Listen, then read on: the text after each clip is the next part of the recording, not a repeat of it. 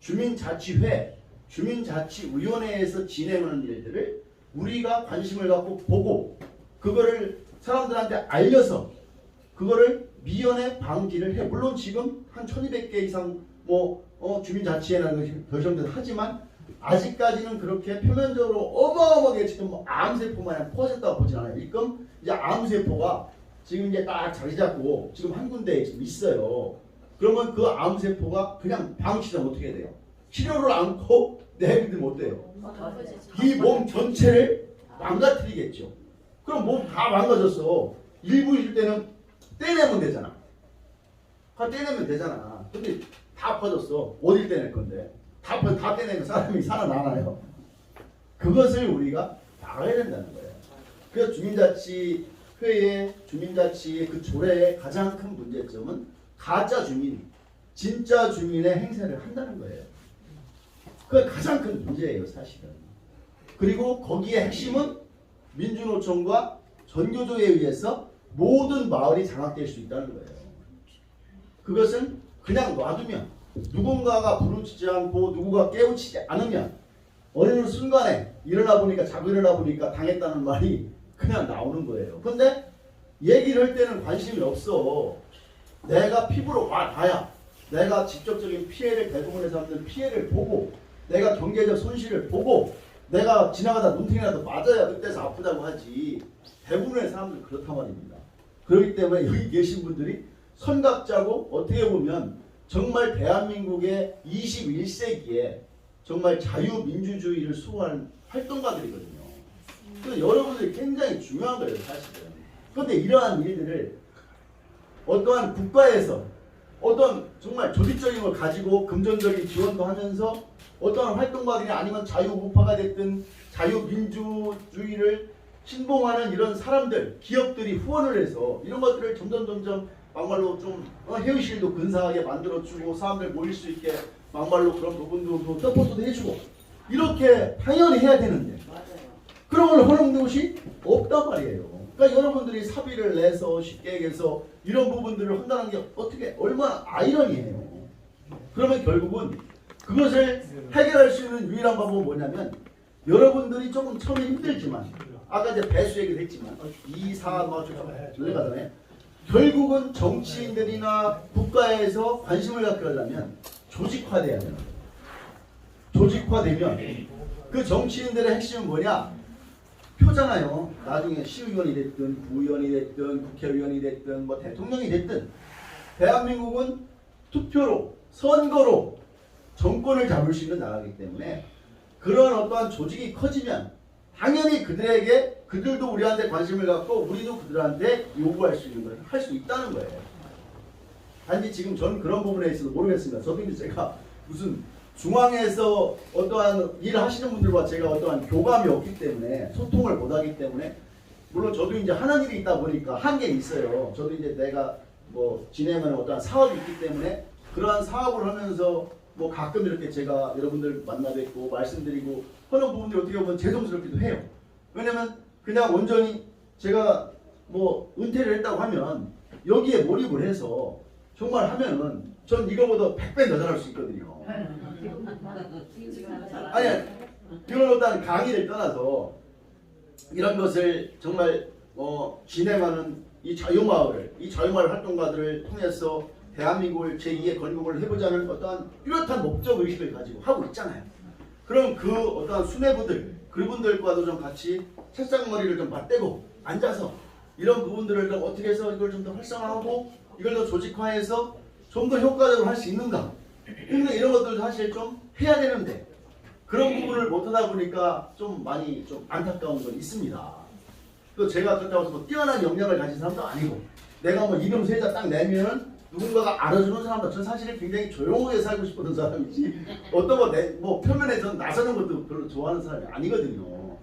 그래서 그럼에도 불구하고 제가 하여튼간에 이런 공부를 해서 여러분들한테 내가 조그만 지식을 이렇게 전달하고 하는 것들은 그 최소한의 내가 대한민국 국민으로서 그래도 내가 가지고 있는 어떤 현 위치에서 그래도 내가 할 수 있는 거 최소한 해야 되지 않을까 하는 작은 사명감 그런 겁니다.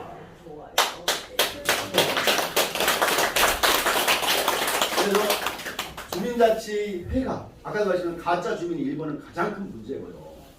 또 그들이 또 이제 앞으로 이제 전개를 그냥 놔두면은 어떤 식으로 되냐면 말씀드렸지만 우리의 개인 정보도 다 수집할 수 있는 권한이 있단 말입니다. 또 그들이 가장 또 경제적으로 또 뭐가 있냐면은 기업에서 기부금도 받을 수 있고요. 저들이 사업도 할 수 있어요. 그러면 일반 기업들은 저 사람들이 가서 쉽게 얘기해서 공식적으로 기부금을 요청하면 그거를 거부하기가 쉽지 않아요. 왜냐하면 그러면 결국은 자기 기업 활동에 당연히 악영향을 미친다는 걸 알기 때문에 그럼 그들이 돈을 가지고 주민들을 또 그 돈을 가지고 또 일자리를 가지고 그래가지고 주민들을 또 포섭을 해. 그러면 당연히 그러잖아요. 내가 평상시에 나한테 관심 가져주고 어디가 아픈지 뭐 부족한 게 없는지 그래서 찾아도 와주고 가끔 거기에서 초청해서 맛있는 것도 사주고 용돈도 주는 사람들한테 손을 들어줄 거예요. 아니면 그냥 가끔 와서 선거철에 와가지고 연설하고 그냥 악수하고 가는 사람 들어줄 거예요. 아니잖아요. 그러니까 관심을 그 사람들이 어떠한 사고를 가지고 무슨 목적을 가지고 하는데 관심이 없어진단 말입니다. 그게 가장 큰 문제거든요. 그러니까 경제적으로 연세 드시고 좀 이제 뭐 하다 보면 매달 한 달에 20-30만 원씩 누군가가 준다면 그 사람 손 들어줄 거잖아요. 그런 것들이 사실은 그러면 그냥 놔두면 저들 좌파 활동가들 더 나아가 아시잖아요. 민주노총의 지금 양경수가 누군지 아시잖아요. 거기 경기 동부야 이석기 같은 사람들이란 말입니다. 그 사람들이 장악을 했다고 했을 때 그 사람들이 해서 주민이 장악되면 이 나라는 투표 하나 많아요. 그렇잖아요. 투표 하나 많아라니까요.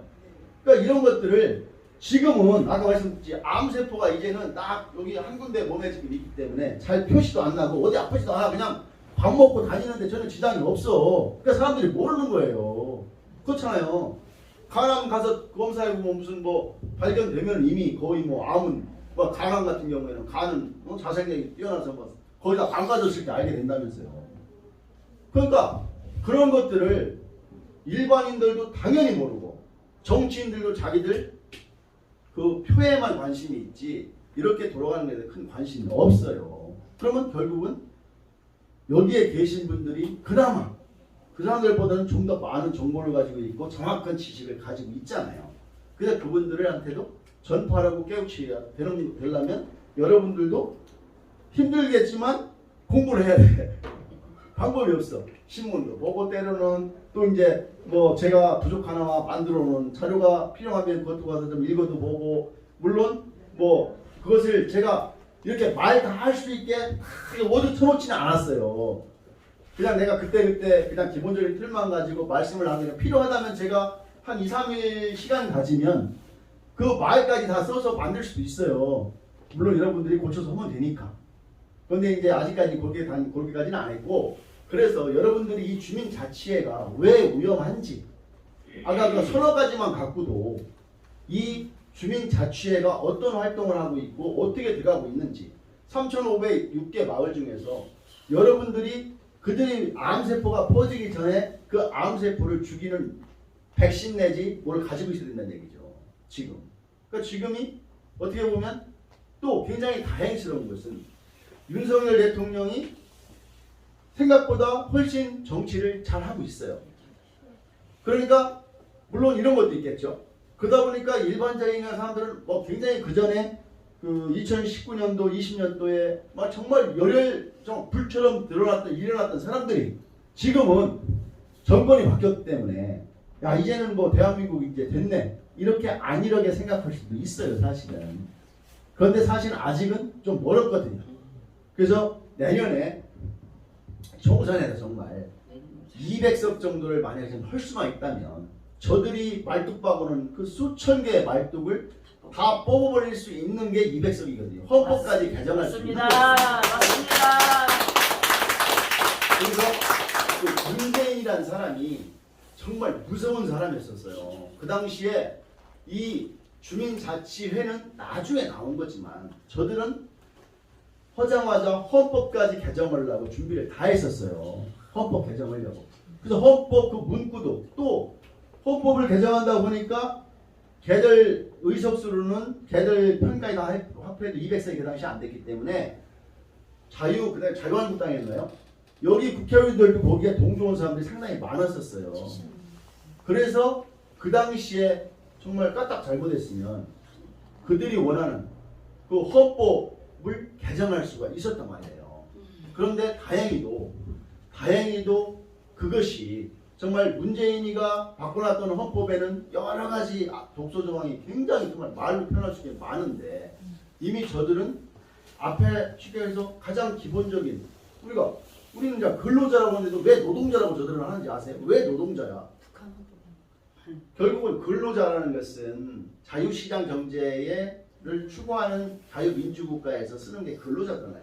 그냥 어떻게 어감도 사실은 굉장히 좋아 근로자.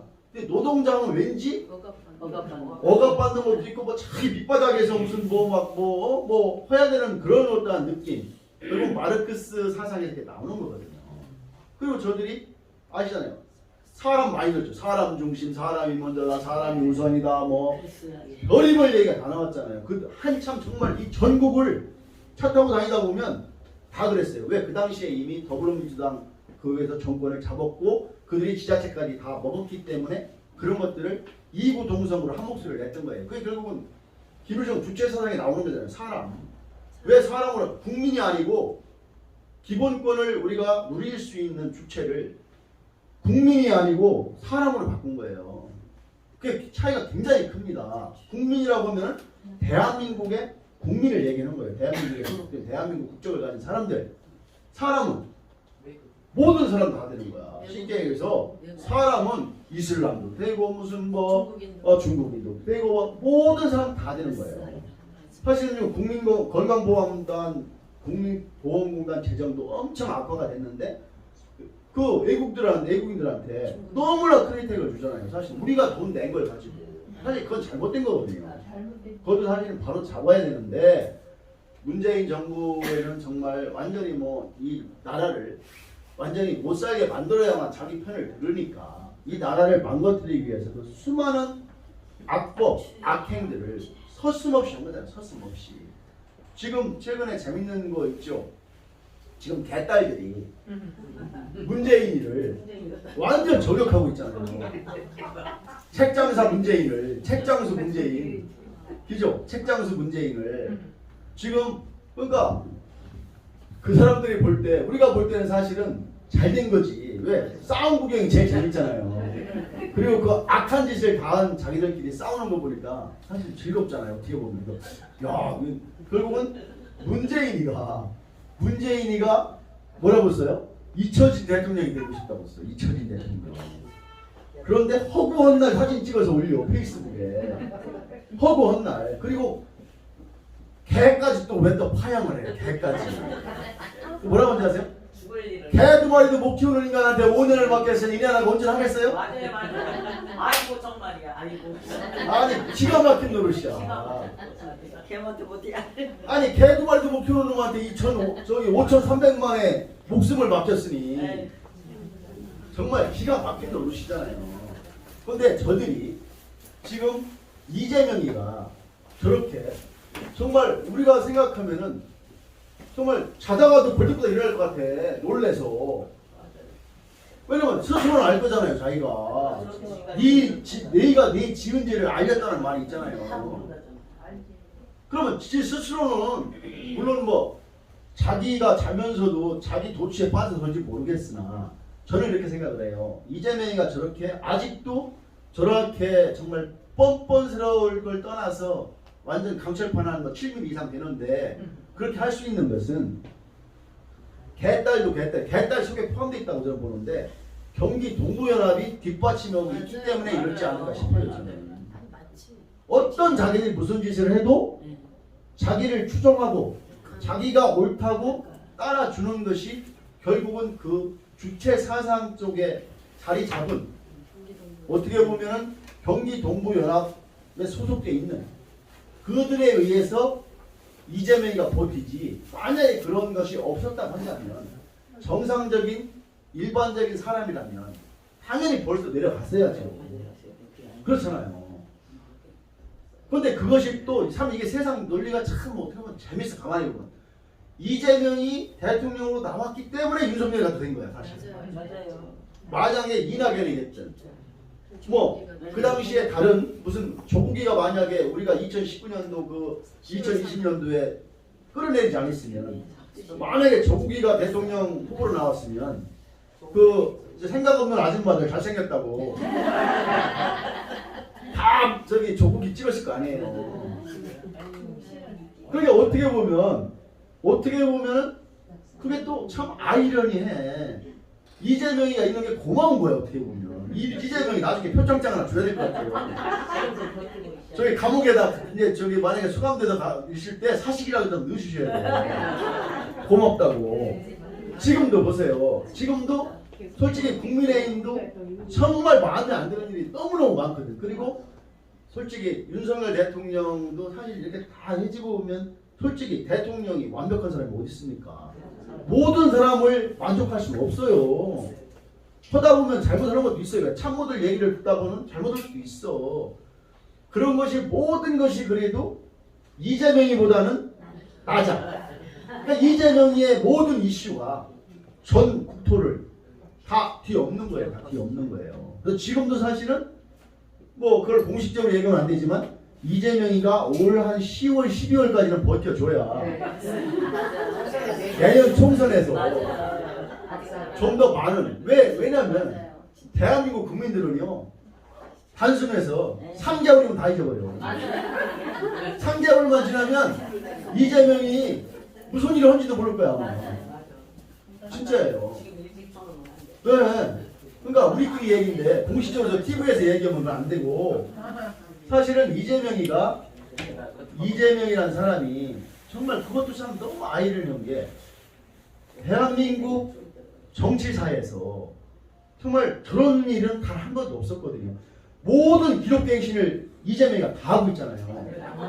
대통령의 선거에 나와서 떨어졌어. 그럼 대부분 미국에 가든지 아니면 저기 어디 뭐 외국에 유럽에 가서 한 몇 개월 쉬고 와야 되거든. 자숙의 시간을 갖는 거거든요. 그런데 바로 자기 지역구를 버리고 자기가 성남시장을 해서 모든 국민들한테 다 시켜서 알려놓고 성남을 버리고 계양으로 갔어. 계양으로 가서 결국은 거기는 말똥만 꽂아놔도 덧자만 있어도 되는 곳이야. 거기는. 덧자만 있어도 될 곳이야. 거기는. 또 국회의원이 됐어. 또 국회의원 된 것까지는 좋은데 또 거기 당대표까지 됐어. 생각을 해보세요. 당대표라는 것은 169석이에요. 대한민국에 저렇게 거대 야당을 가진 경우가 거의 없단 말입니다. 거기에 대표예요. 대표. 그런 사람이 이 정치사에서 없었다니까요. 정말 저 사람 정말 기네스북에도 올라갈 사람이에요. 저 사람. 지금.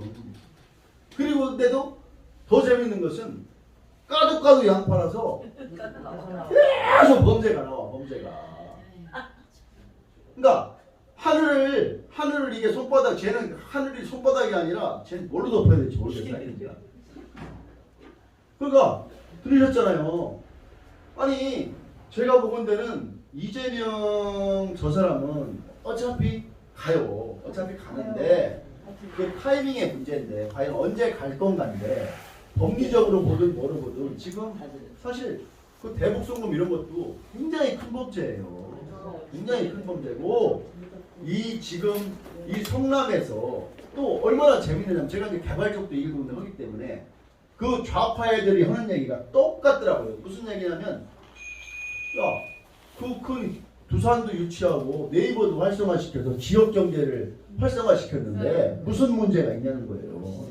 시장 잘했다는 거예요. 그런 사람들이 다 좌파의 사고를 가지고 있는 사람들이 하는 얘기예요. 그런데 문제는 뭐냐면 순수하게 기업을 유치했으면 박수받고 표창받을 일이죠. 그런데 문제는 그 기업에게 거래는 거예요. 어마어마한 혜택을 준 게 뭐냐면 있잖아요. 그게 땅이 여러분들 다 아시잖아요. 이 땅이 같은 땅이 아니야. 서울, 강남, 명동 한복판에 가면 한 평이 1억짜리, 5억짜리, 막 10억짜리 있단 말이에요. 근데 전라도 어디 잘 구석장에 가면 300원, 500원짜리 땅도 있어요. 그 이유가 뭐겠어요? 그것이 개발 가능성이 있는지, 대지인지, 어느 정도 용적률을 가졌는지, 건폐율을 가졌는지. 여러분 다 아시죠? 용적률 뭐 건폐율 다 아세요? 네, 그냥 알아요. 몰라요? 건폐율은 내가 땅 100평을 가지고 있으면 그 100평의 건물을 몇 평을 안 칠 수 있는지야. 건폐율이 40%라고 하면은 40평에 해당한 건물이 올라가야 돼요. 그 용적률은 그러니까 40평에 돼야 되고, 용적률이라는 것은 내가 300%를 줬어. 그럼 100평짜리를 300평 지을 수가 있어. 위로. 그러니까 뭐 1층, 2층, 3층, 4층, 5층 이렇게 해서 올릴 수 있는 게 용적률이에요. 그러면 부산 같은 경우에는 병원 부지였어요. 병원 부지를 갖다가 쉽게 얘기해서 쟤들이 상업지역으로 해서 저거를 용적률을 한 500~600%인가 600% 가까이 올려줬어요. 그러면 그 부산은 땅을 싸게 사실 거잖아요. 왜? 병원 부지니까. 병원 부지는 그렇게 크게 인기가 없으니까 싸게 산 것을 천문학적인 숫자로 올려준 게 이재명이잖아요. 지금 1조 간다고 하잖아요. 1조. 그 두산이. 물론 얼핏만 봐서는 뭐 기업한테 좀 뭐 혜택 주고 뭐 한 게 뭐냐? 그렇게 따지고 있잖아요. 대한민국의 지자체장이 됐든 대통령이 됐든 저런 식으로 하면 나라요 1년 안에 끝장나요. 서민들이요, 우리 같은 서민들은 발 붙일 데가 없어요. 경쟁이 안 돼. 돈 많은 놈이 최고인 거야. 돈 갖다 주고, 야, 내 땅 이거 자연 녹지인데 이거 풀어줘. 용적률 다 800% 해줘. 여기는 여기 옆에 있는 시계에서 사네. 그러면은 여러분들이 그걸 할 수 있어요? 못 하잖아요. 돈도 없으니까 그렇게 많은 땅을 가지고 있는 사람이 많지 않단 말이에요. 그러니까 그런 것들을 현명하게 이 사람들은 쉽게 해서 전체를 보지 않고 실질적인 것을 생각지 않고 그런 일부분만 갖고 자꾸 얘기를 하는 거예요. 그 좌파적 사고를 가진 사람들이 또 특히 여러분들도 걔들도 그러겠지. 야, 니들은 그 믿을 수 없는 유튜브나 봐서 그런 얘기 한다고 할 수 있어요. 그렇게 얘기를 해서 하더라고요. 맞아요. 그렇게 따지면 자기들은 한겨레나 자기 저 김어준이 방송이나 맨날 듣잖아요. 그럼 팩트를 얘기해요. 중요한 건 팩트잖아요. 우리는 그래도 팩트를 가지고 있고 우리는 나아가는 방향이 올바르잖아요. 저들은 올바르지도 않고 사실도 아닌 걸 가지고 선동을 하고 호도를 하잖아요. 그렇기 때문에 여러분들이 이길 수 있단 말입니다. 정확히만 알겠습니다. 맞아요. 네. 그래서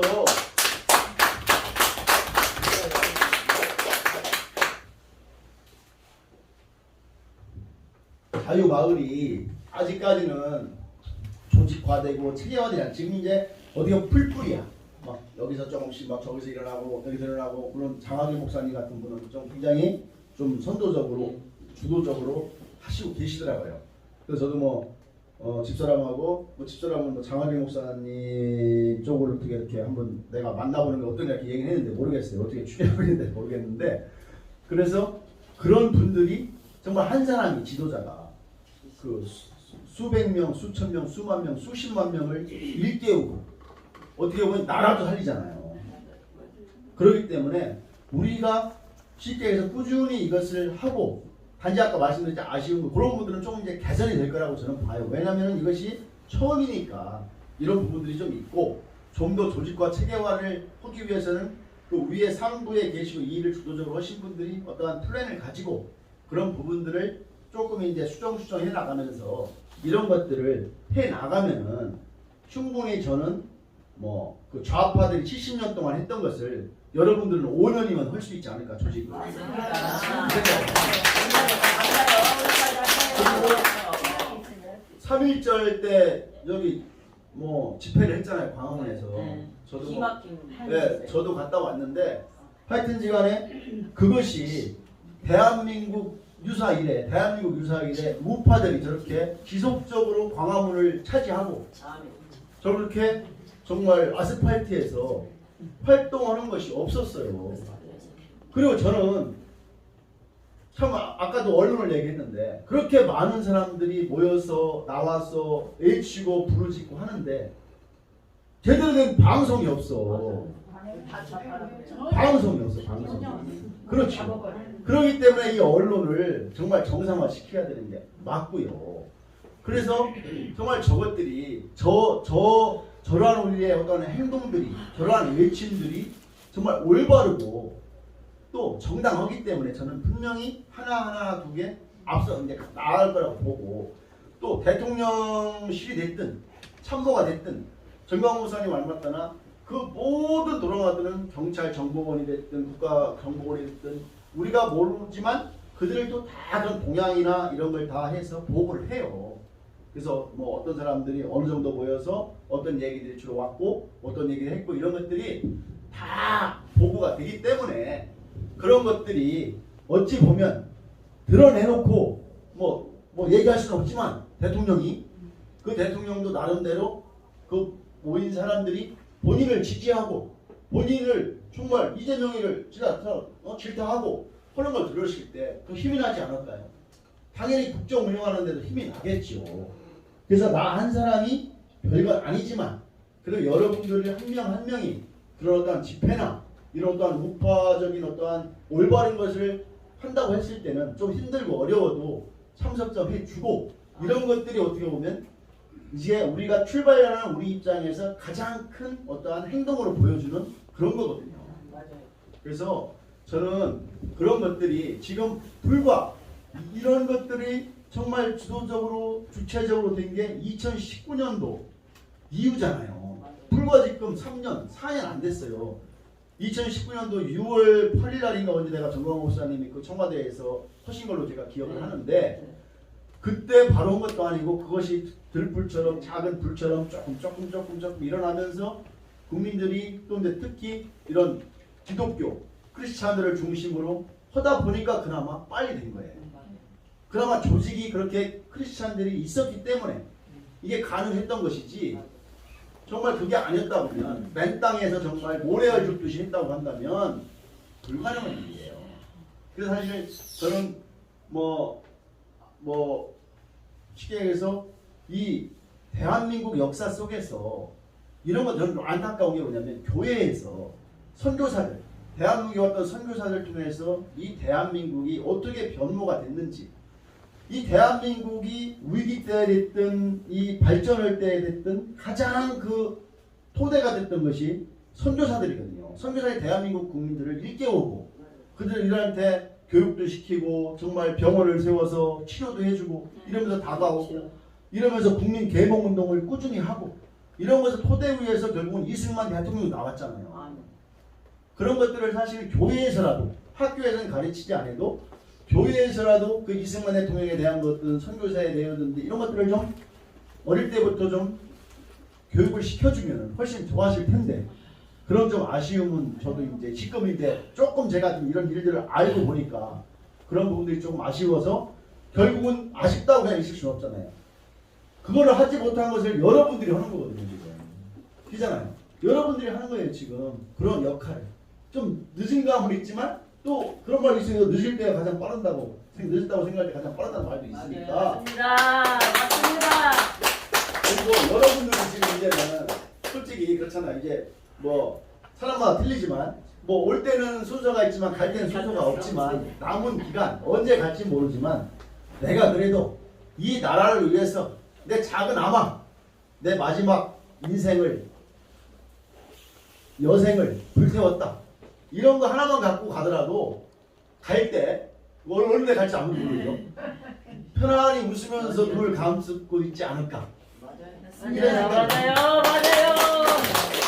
그래서 여러분들이 좀 힘들고 어렵지만 이런 부분들은 좀 내가 하는 일이 어떻게 보면 작은 걸 수도 있지만 이런 것들이 하나하나가 모여서 정말 큰 힘을 발휘한다는 거 그거 잊지 마시고 또 이 자유마을을 통해서 저들이 정말 주민자치회를 통해서 장악하려는 그들을 빨리 예봉을 꺾어야 돼.